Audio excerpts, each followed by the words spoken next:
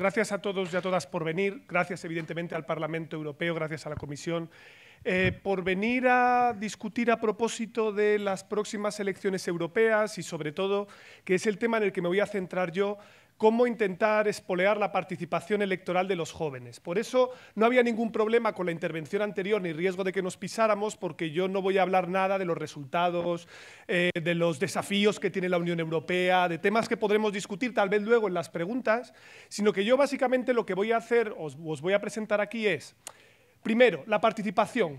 ¿Es algo que nos tiene que importar? Porque yo creo que tiene que ser la primera pregunta que nos hagamos. ¿Importa que la gente vote o no? ¿Y eso qué efectos genera sobre el sistema? Segundo, ¿por qué hay gente que participa a veces sí y a veces no? ¿O tiende a hacerlo con más frecuencia o menos? Tercero, ¿por qué los jóvenes tienden a ser, como antes se ha comentado, de los colectivos que menos participan? Cuarto, ¿por qué además esto se solapa con las elecciones europeas, en las que además, en general, la población todavía participa menos?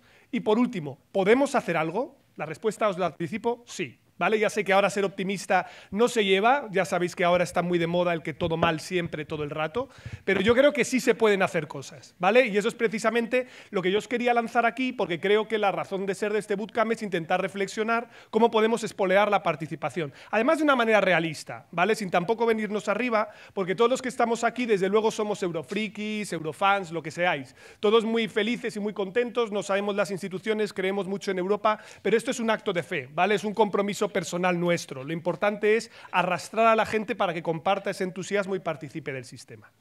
Bien, primera cuestión general, ¿no? ¿Qué es la participación política? Estoy hablando de una manera muy genérica.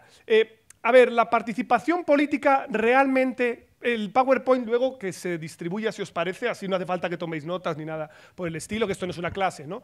Pero realmente la participación política es cualquier actividad que nosotros emprendemos para influir en las decisiones públicas. La participación política hay que entenderla de una manera muy amplia, enormemente amplia. Desde votar, que es de lo que vamos a hablar aquí, hasta participar en organizaciones, mandar una carta a tu concejal o a tu representante público, ir a una protesta, cortar una autovía, quemar un contenedor. Son formas de participación política, violenta, no violenta, más institucional, menos, pero todas tienen la vocación de influir, ¿vale? Que es de lo que se trata. La gente se implica políticamente, sobre todo a partir del momento en el que las masas comienzan a entrar en política. Tened en cuenta que esto no empezamos a hablar de ello hasta el siglo XIX, porque antes, y lo habréis visto en los libros de historia, lo que estudiábamos eran las neuras de los reyes y los emperadores, ¿vale? Que eran los que tomaban todas las decisiones.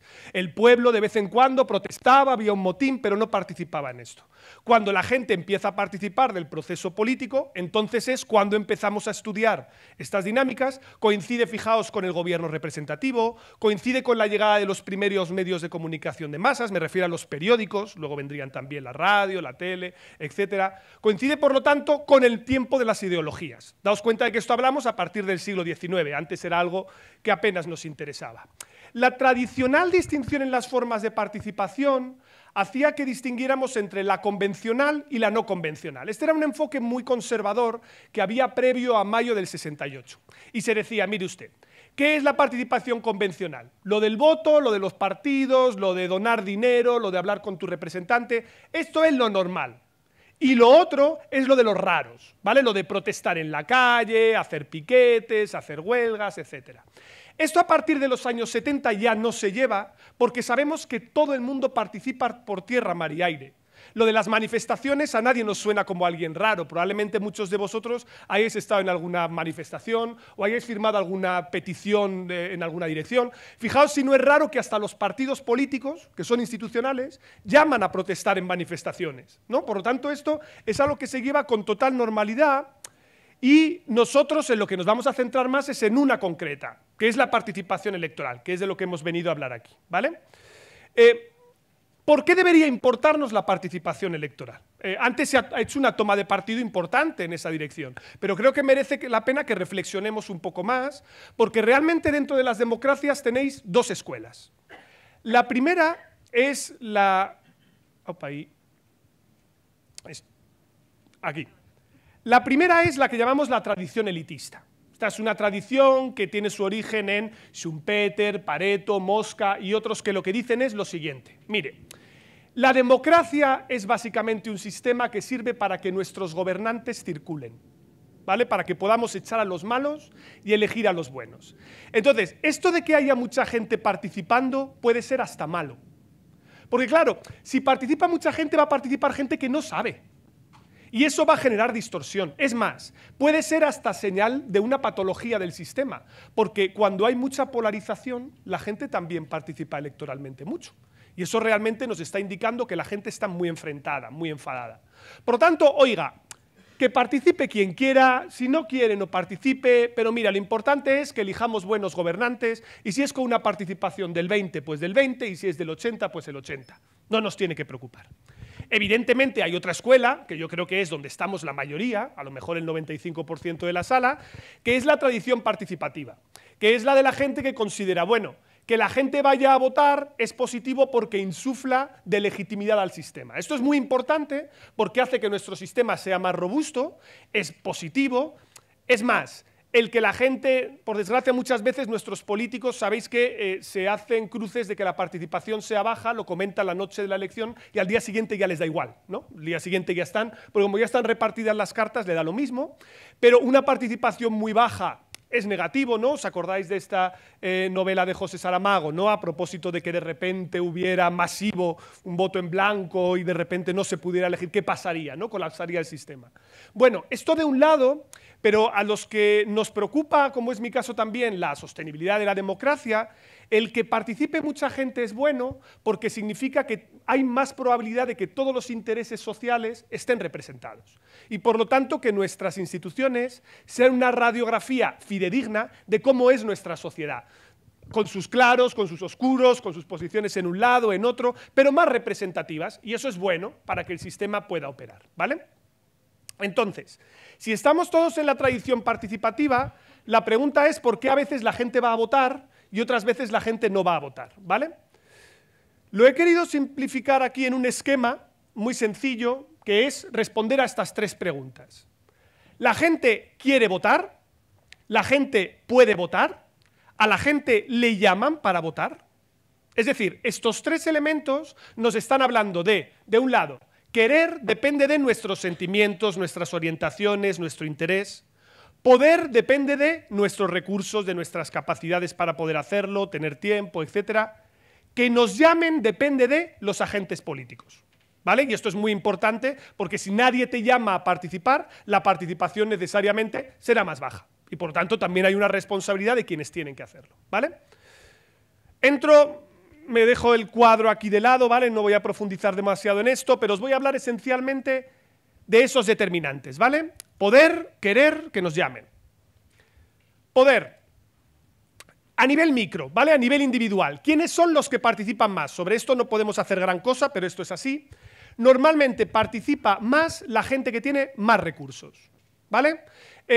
Vosotros no sois, spoiler, una muestra representativa de los jóvenes de España. Lo lamento mucho, ¿vale? Vosotros tenéis niveles de interés más alto, pero en términos materiales sois gente que la mayoría de vosotros seréis de clases medias, tenéis niveles educativos medios altos, estudios universitarios, probablemente casi el 100% de los aquí, o con aspiración de hacerlo. Por lo tanto, cuando tú tienes dinero, recursos, cuando tú tienes tiempo, ¿vale? Para poder participar. Esto, lo de votar a veces, es algo que luego os explicaré que no es tan gravoso en tiempo, pero otras formas de participación sí. Y esto, que no suene duro, pero capital cognitivo, a lo que se refiere esto es a capacidad educativa para comprender los procesos políticos, ¿vale? Cuanto más difícil es la participación, más apuro te da. Lo digo porque esto se notan las desigualdades incluso hasta en una clase, ¿vale? Cuando los estudiantes tienen que levantar la mano y preguntar, la gente más tímida normalmente suelen ser, 1, mujeres, 2, gente de entornos vulnerables, ¿vale? Esto es muy común, ¿vale? Por eso, lo hablaríamos en otras circunstancias, pero bueno, por eso Liebhardt, ¿vale?, plantea una paradoja que le preocupa mucho, que es que la gente pobre, y esto ocurre en casi todas las sociedades, tiende sistemáticamente a abstenerse más. Y esto es algo que genera una pescadilla que se muerde la cola, porque si los pobres votan poco, los representados que surgen se interesan menos por los pobres porque no les votan. y entonces hacen menos políticas para ellos. Y eso a su vez hace que voten menos porque nadie les hace caso. Y esto termina generando una espiral descendente, ¿vale? Esto, dependiendo del país, puede ser más o menos acusado. Nosotros en España tenemos una ventaja que no valoramos mucho, pero es que tenemos registro automático. Es decir, vosotros recibís una tarjetita del censo que te dice automáticamente dónde tienes que ir a votar. Pero fijaos que en Estados Unidos, que es un país tan heterogéneo en los que en algunos sitios parece Suecia y en otros sitios parece Afganistán en calidad democrática, y es el mismo país, y es verdad que es el mismo país, es muy heterogéneo, allí te tienes que registrar para votar. Claro, eso es mucho más costoso, porque tienes que ir expresamente y luego además ir a votar. Claro, son dos viajes, y esto lo desincentiva, ¿vale? Y esto también pensando en los jóvenes, cómo se les puede atraer también a las urnas, lo de los domingos de resaca a veces pueden ser muy costosos, y hay mecanismos para intentar que no sean tan duras, ni las resacas ni los costes para ir a votar el domingo, como luego os explicaré. Lo digo para que veáis, en este gráfico que os lo muestro muy brevemente, cómo, fijaos, si miráis la diferencia en el voto por nivel educativo, en Estados Unidos es bárbara. Lo veis, ¿no? La gente con muy pocos estudios vota muy poco y sube mucho con la educación. En España la cosa está más equilibrada. ¿Y sabéis por qué está más equilibrada? Porque la gente mayor no tiene estudios. Y la gente mayor es la que más vota, ¿vale? Hay una cosa que lo contraequilibra, ¿vale? Si no hacemos algo, es posible que nos terminemos en el medio plazo pareciendo más a Estados Unidos que a como somos ahora, ¿vale? Pero luego ya os hablaré de eso.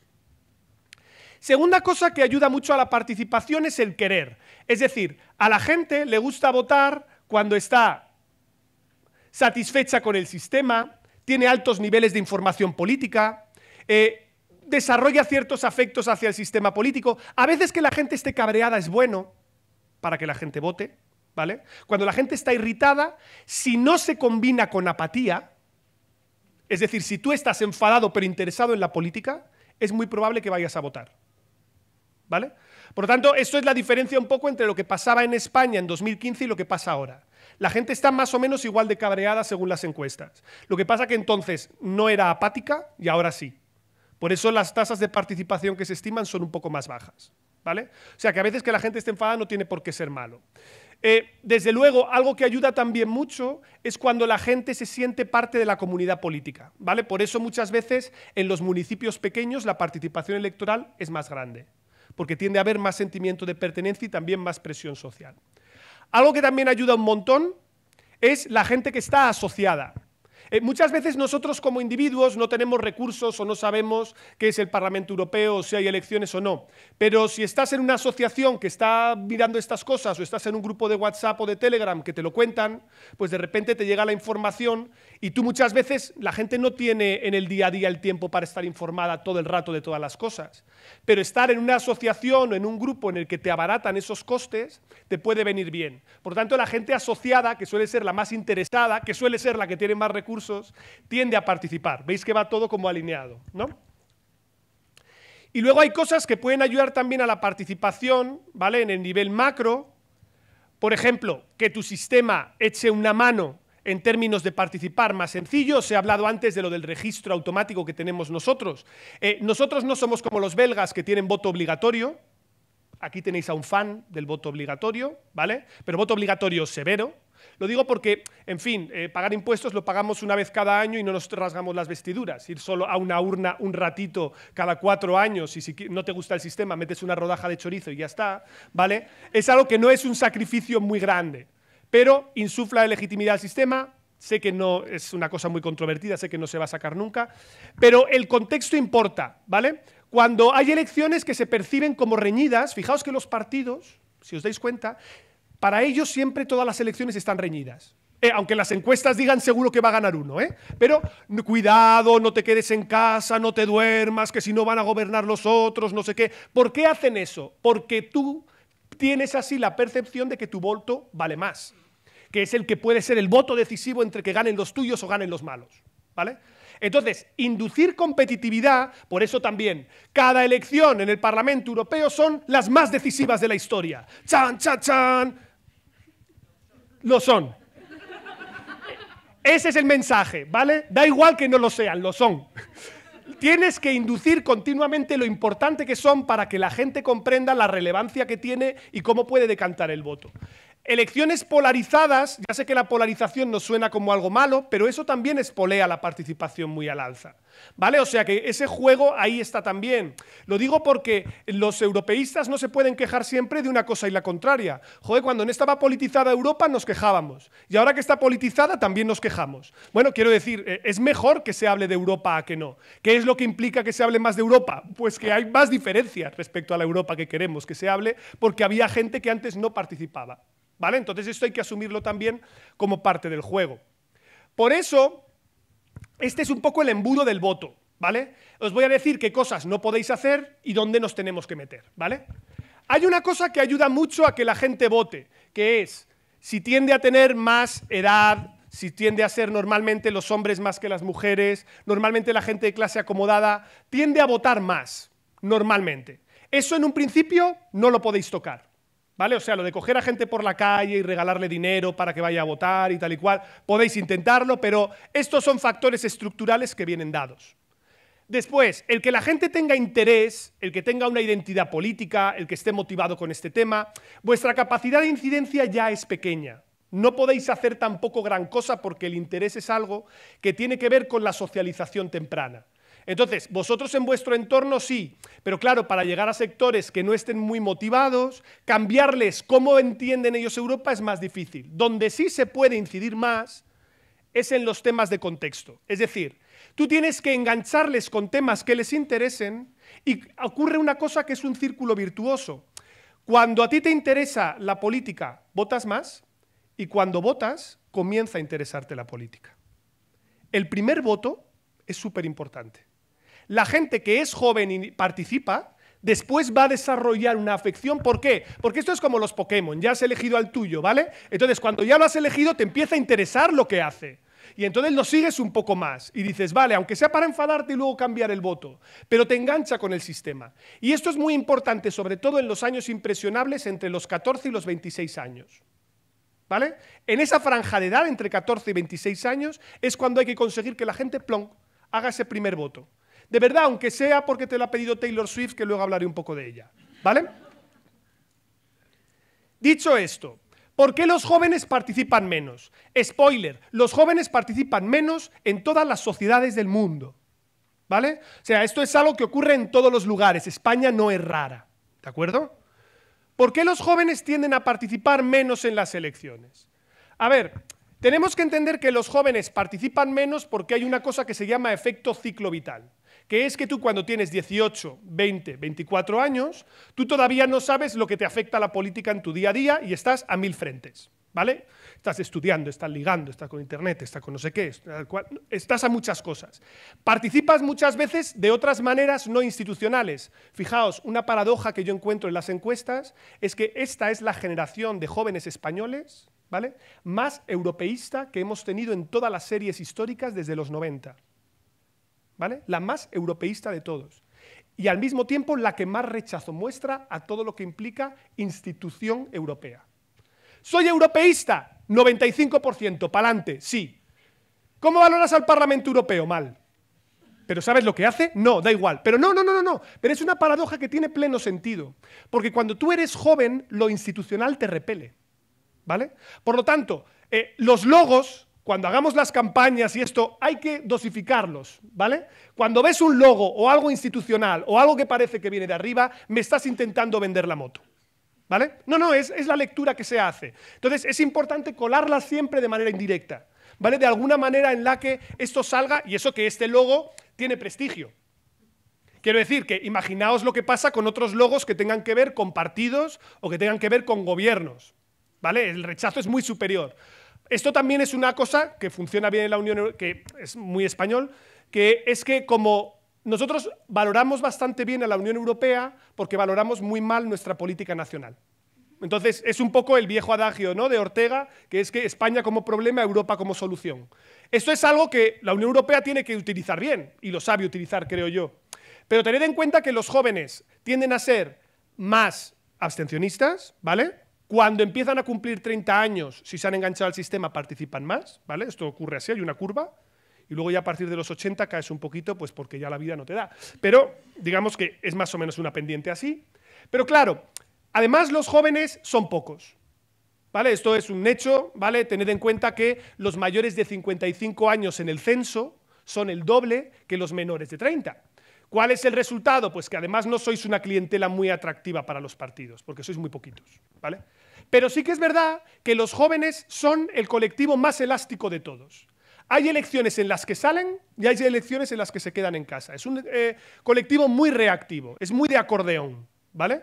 Entonces ahí depende de que tú le sepas tocar un poco la tecla, ¿no? Os he hablado antes brevemente del efecto ciclo vital, cómo a lo largo de tu vida te vas enganchando con el sistema, y luego afecta mucho la cohorte en la que tú has nacido. Decía Napoleón que para saber cómo es una persona hay que saber dónde estaba a los 16 años, y es verdad. El momento en el que tú has sido joven te deja una marca que te va a marcar ya para toda la vida, ¿vale? Entonces no es lo mismo cuando yo era joven, que estábamos hablando de 15M, igual Presti, tal igual, a mis estudiantes de 18 años, ¿vale? Nacidos en 2007, los nuevos partidos. ¿Qué nuevos partidos? Si ellos solo han vivido con multipartidismo.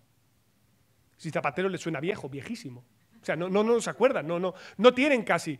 Ellos, ¿qué es de lo que sí se acuerdan muy fuertemente? De lo que no le prestamos nada atención, que es a la COVID. ¿Vale? Que ese va a ser el evento que probablemente marque a esa generación. También a vosotros, evidentemente. Nos ha marcado a todos, pero no es lo mismo que te marque estar encerrado en el momento en el que tienes que hacer el mal en tercero de primaria, que es el momento de hacer el mal, por ahí, ¿vale? A que te coja cuando ya estás en la universidad y ya estás en otro momento de tu vida, ¿vale?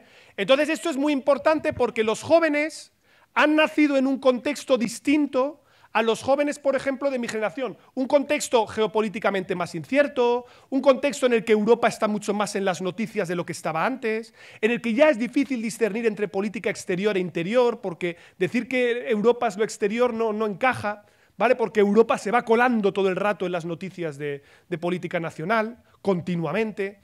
Por lo tanto, está en un entorno en ese sentido diferente.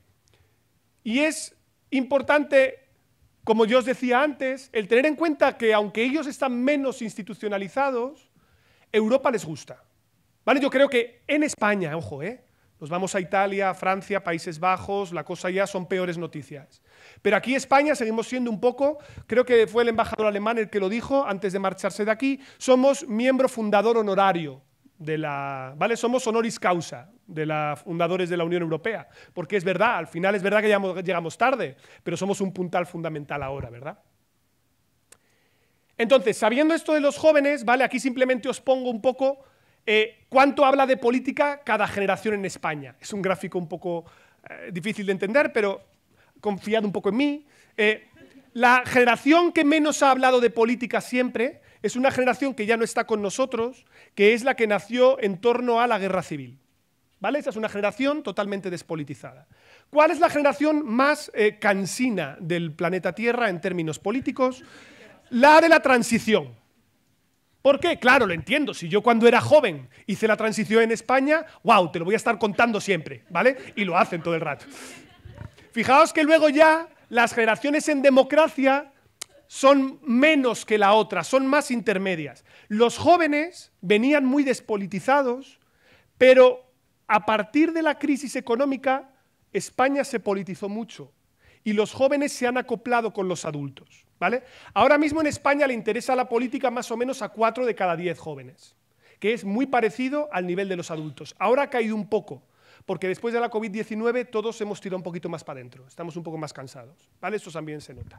Pero simplemente para que veáis cómo, dependiendo de cuándo tú nazcas, pues esto genera efectos. Y la europea, es decir, ¿y qué pasa con la elección europea? ¿Qué particularidades tiene además la elección europea? Pues algunas cosas ya se han planteado, ¿no? Pongo aquí la del Parlamento, que es bonito. Ya que tenemos 2 sedes. Primero, esto es algo que pasa siempre. La participación electoral en la Unión Europea, en el Parlamento Europeo, es más baja que tanto las elecciones autonómicas o regionales, locales o nacionales. Y además hay una tendencia general que es menos voto a los partidos clásicos y más voto a partidos críticos con el sistema, muchas veces también vinculado a una peculiaridad, porque la Unión Europea es una democracia que hasta para esto, ¿no? Es la misma que curiosamente, ha terminado dando aliento a aquellos que quieren destruirla. Porque daos cuenta que las elecciones europeas obligatoriamente tienen que ser en circunscripciones proporcionales. Eso es lo que explica por qué Marine Le Pen o Nigel Farage comienzan su carrera como parlamentarios europeos. Porque en sus sistemas electorales nacionales, que son mayoritarios, no hubieran rascado escaño. Pero como nuestro sistema es proporcional, la gente puede votar de manera sincera. La Unión Europea dice, adelante con el pluralismo, ¿vale? Pero nuestra democracia europea, digamos, no es militante, porque está dispuesta a tolerar en su seno incluso a aquellos que quieren cuestionar sus valores, ¿no? Además de esto está muy conectado con lo que antes ha comentado María, ¿no? Que es esta idea de las elecciones de segundo orden, es un poco la lógica que está detrás, importan menos. Se transmite la idea, parece que importan menos, porque sí que es verdad una cosa, como sabéis que la Unión Europea tiene un sistema de gobernanza que hace que nos parezcamos más a Suiza que a Reino Unido, el de las elecciones en el Parlamento Europeo no nace un gobierno.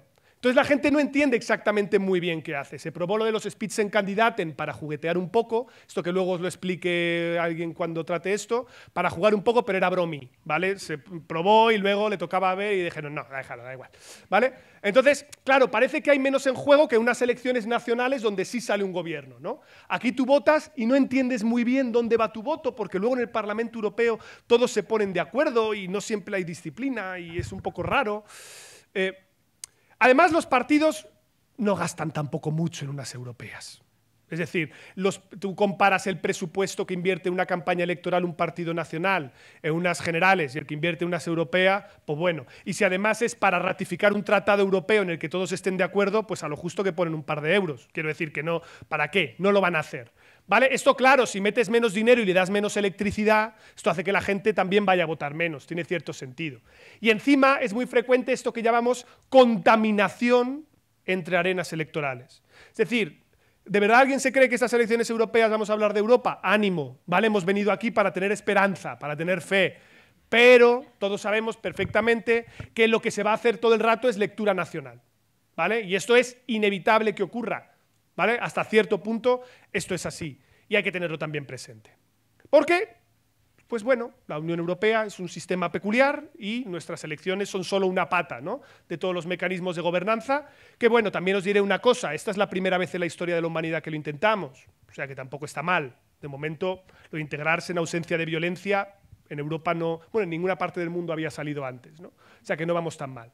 Entonces, lo digo para que seamos un poco tolerantes. ¿Cómo los movemos? Vamos a un poquito de recetas, y algunas son provocativas, otras no, pero tenemos que pensar en esto. La idea es cómo sacamos a los jóvenes, ¿no? Cómo intentamos atraerlos a las urnas, y luego si queréis lo discutimos.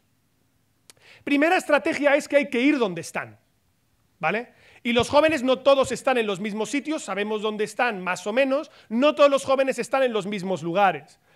Lo que sí sabemos seguro es que, y sobre todo desde la COVID-19 se ha acelerado, la socialización ahora es radicalmente online. Radicalmente online. Y esto hay que tenerlo en cuenta. Afecta a todo, ¿eh? Los últimos gráficos que estaba revisando a propósito de, lo miré en un artículo del Financial Times sobre cómo se liga ahora. Sabéis que lo de ligar en los bares ya no se lleva. Ahora es todo a través de aplicaciones. O sea, daos cuenta cómo eso está cambiando hasta la manera de emparejarnos, de relacionarnos. O sea, hay que tener en cuenta que esto ya lo está transformando a un nivel micro todo. Desde ahí tenemos que tener en cuenta que eso nos ayuda a entender también cuando hablamos ¿por qué estamos más fragmentados en los parlamentos? También porque el mundo online facilita la fragmentación. Es decir, tenemos diferentes intereses más compartimentalizados y un agente de socialización nuevo, no suficientemente regulado o no suficientemente explicitado, que se llama el algoritmo, ¿vale? Que juega un papel muy importante en muchas de las decisiones o muchos de los estímulos que recibimos y no siempre se hace de manera explícita. ¿Qué es lo que pasa? Pues que hay que ir al mundo online, estoy de acuerdo. ¿Cuál es el problema? Que medir el impacto de las actividades en el mundo online es súper difícil. A veces uno no tiene claro, porque antes tú podías medirlo, ¿no? Y tú decías, X mítines en X sitios, X carpas en no sé dónde. No, vamos a hacer un vídeo, y ha tenido no sé cuántos mil millones de visionados. ¡Guau! ¡Pa'lante! Tiene que ser un exitazo. No tenemos ni idea. ¿Vale? O sea, a veces tengo la impresión de que tampoco se puede saber con precisión y que básicamente estamos tirando como botellas, como si fuéramos náufragos y pusiéramos un mensaje en una botella a ver si cae alguien. Bueno, sabemos que hay que profundizar en esta vía, no sabemos muy bien cómo dar la tecla, ¿vale?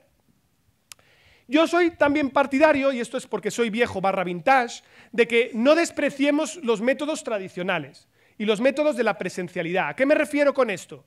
Pues que a veces, a lo mejor, colocar una pequeña tienda de campaña en la puerta de una universidad y regalar mecheros y chapas y dar folletos, pues también puede ayudar. Y es algo que muchas veces decimos, no, no se hace porque eso ya no funciona, porque los jóvenes no sé qué. Bueno, o a veces organizar charlas o cosas que también sean offline, o entornos más favorables, como por ejemplo lo que se organizó también que hicimos de cervezas en un bar, en un entorno más amigable. De nuevo, quitando, fijaos, el tema institucional, ¿no? Si tú lo haces en un auditorio, la gente no va. Si tú lo haces en un bar, algún incauto se mete. Y además, con una cerveza todo el mundo está más tranquilo para hacer una pregunta, ¿verdad? Pues también de eso se trata, de ir donde están, de ir a entornos en los que ellos estén cómodos. Hay que aliarse con grupos y organizaciones juveniles, porque esto retroalimenta de manera positiva, y yo muy partidario de entrar a través del ocio, ¿vale? Desgraciadamente en España, vosotros porque podéis hacerlo, pero en España la Junta Electoral Central prohíbe hacer campañas de fomento del voto, ¿vale? No está permitido, lo cual es una barbaridad, me parece, pero bueno, eso daría para otra discusión. En otros países, como Estados Unidos, por ejemplo, si vosotros cogéis el CLEA, que es un manual genérico de sistemas electorales, etcétera, en la sección de participación se compara cómo buscan diferentes países incentivar la participación. Por ejemplo, en Estados Unidos se hace muchas veces en conciertos, teatros o cines, pequeños spots, pronunciamientos, en entornos. ¿Por qué de ocio? Porque con el ocio estamos con las defensas bajadas. Es decir, ¿por qué los políticos quieren ir al hormiguero, a casa de Bertín, y no quieren ir a un programa de entrevista? Pues porque ven la faceta humana, porque es un entorno en el que tú estás más cómodo, más confortable, estás relajado, no estás con las defensas subidas. Aquí pasa exactamente lo mismo. Entrar a través del ocio yo creo que puede ser un mecanismo bastante razonable para intentar impactar en el colectivo más joven. Segunda cosa, ostras, hay que utilizar su lenguaje, ¿vale? Ya lo hemos comentado 1000 veces. No, te voy a explicar lo que es un trílogo. ¡Wow! Subidón, ¿no? También es terrible esto, el efecto señor Barnes con gorra, ¿no? Y entonces viene un eurodiputado y te dice, hey, Peck, no sé qué, y tú... No entiendo qué tratas de decirme, ¿vale? No funciona así, no funciona. Porque el emisor también es parte del lenguaje. Por eso es importante que el lenguaje vaya acompasado con quien lo hace. Y tenéis que deconstruiros como las tortillas de patata. ¿A qué me refiero con esto? A que sois todos un montón de eurofans, ¿vale? Y, oh, qué guay la Unión Europea, pero si es la luz en el horizonte, de verdad, creed mucho en Europa, fuera hace mucho frío, no sé qué. Esto os sirve para vosotros y os sirve para vuestra burbuja, no llega a nadie. Lo lamento, no llega a nadie. Esto es la tesis del oxígeno. El oxígeno tú no lo echas en falta hasta que no está. Como pasaría con la Unión Europea. Venderle a la gente que el mundo sería peor sin Unión Europea no es suficiente. No es suficiente. Hay que engancharlo de otras maneras, ¿vale? Y ahí es donde, perdón porque voy a ser aquí un poco, estoy siendo bastante cañero ya, pero más todavía, la Conferencia para el Futuro de Europa es un muy buen ejemplo de cómo no hacerlo. ¿Vale? Es un muy buen ejemplo de cómo no se hace. ¿Vale? Lo digo porque yo participé también de estas cosas y lo digo porque... Ostras, al final tú lo emites desde arriba, llega a la gente que está interesada en los temas, pero no llegamos a los colectivos que están más alejados del sistema. Es muy complicado. Hay que buscar prescriptores jóvenes, hay que buscar gente que tenga el lenguaje y que esté acompasada con esos colectivos.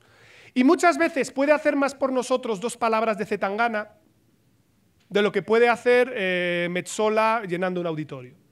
Entonces, intentar pensar en gente que maneje el lenguaje con los que los jóvenes también se puedan identificar es muy útil. Y sobre todo, que tengamos en cuenta que los que más se van a abstener van a ser los jóvenes no eurofans, los jóvenes más desconectados del sistema, los que no votan normalmente, y tenemos que ir también a buscarlos. Sé que eso es más costoso, lo sé, ¿vale? Pero tenemos que hacer el esfuerzo.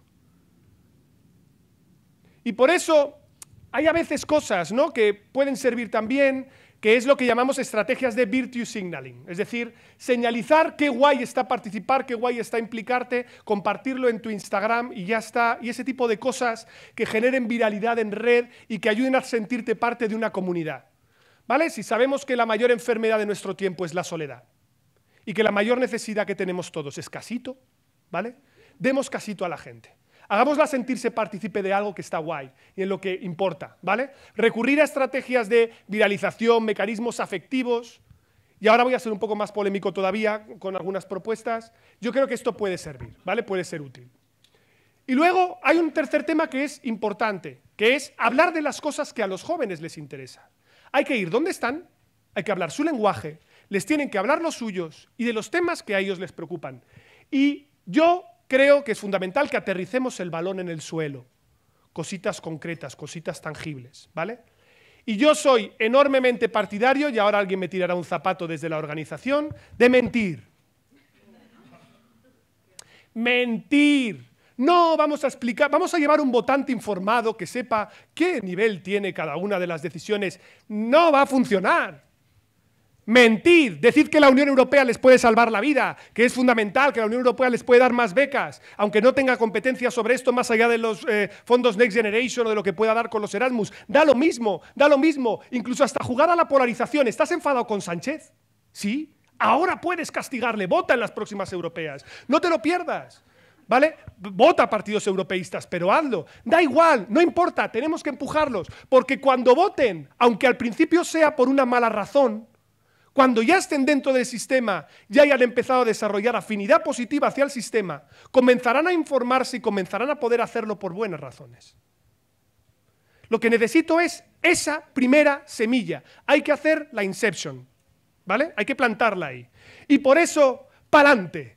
¡Pa'lante, Taylor! Es decir, muy bien, muy bien. Este es el camino. Este es el camino. Yo cuando lo vi dije, esta es la Europa que me gusta. Más allá de ella, ¿por qué? Porque cumple esos requisitos.